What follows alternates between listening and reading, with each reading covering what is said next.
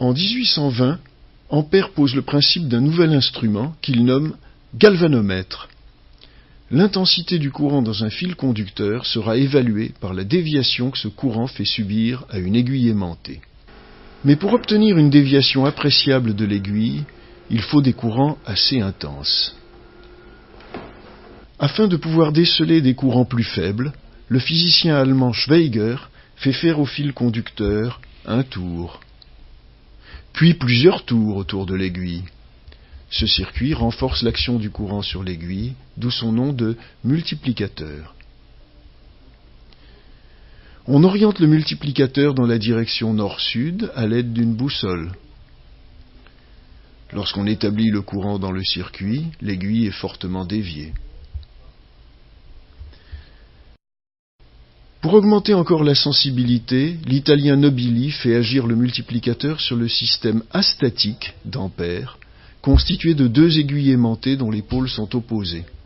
Le magnétisme terrestre ayant une action très faible sur ce système à deux aiguilles opposées, le courant provoque une déviation plus forte.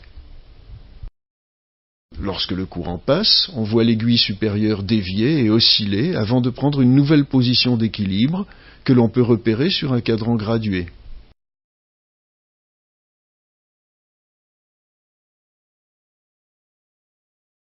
Le galvanomètre Nobili devient l'appareil standard dans les laboratoires de recherche.